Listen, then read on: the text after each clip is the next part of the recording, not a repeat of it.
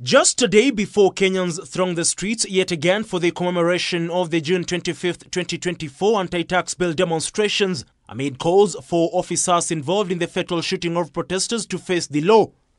The Independent Medico Legal Unit now says 26 individuals still remain unaccounted for 1 year later.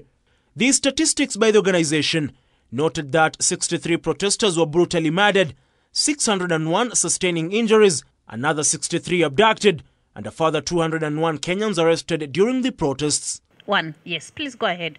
It is during the launch of the report that LSK President Faith Odhiambo lashed out at the government over attempt to frustrate the operations of crucial bodies, including the Independent Policing Oversight Authority. And even as we talk about frustration through cutting of funds, I want to say Kenya National Commission for Human Rights is being strapped dry because their budget allocation is next to ensure they can only pay salaries and they cannot work to serve Kenyans.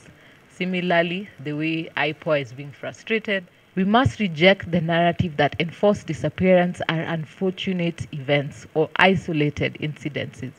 No. These are symptoms of a system in decay, a system that weaponizes security and immunizes impunity. Ahead of Wednesday's slated Gen Z demonstrations, a seemingly angered Odhiambo blasted the NCIC over failure to undertake its mandate seriously, despite receiving millions of shillings, with government-allied legislators on the spot on grounds of inciting violence. Yet the institutions that I still hold are quite useless.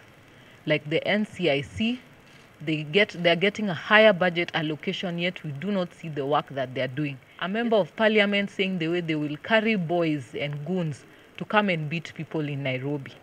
Where is their voice? What have they said? Have they held that person accountable? With IPOA on the spot over claims of institutional failure, its chairperson Isaka San was in attendance, came to the authorities' defense, pointing an accusing finger at a section of leaders he accused of using the authority as a scapegoat. We can't be used as a fire extinguisher every now and then. I've seen, for example, where there's a big demonstration, maybe over land, over something, and then the police fire at the protesters and people are killed. And as part of the efforts to calm down the tensions and emotions, they are told IPOA is going to come. The government has been on the spot in recent weeks over silencing of its critics, and the launch was not devoid of jabs thrown at the Ruto-led administration, amid calls for the implementation of the UN Convention on Enforced Disappearances. But what remedy do we offer when the state itself becomes the perpetrator and that the courts are forced to litigate the shadows of the disappeared? We also renew our call to the government of Kenya to ratify the UN Convention on Enforced Disappearances and domesticate it fully.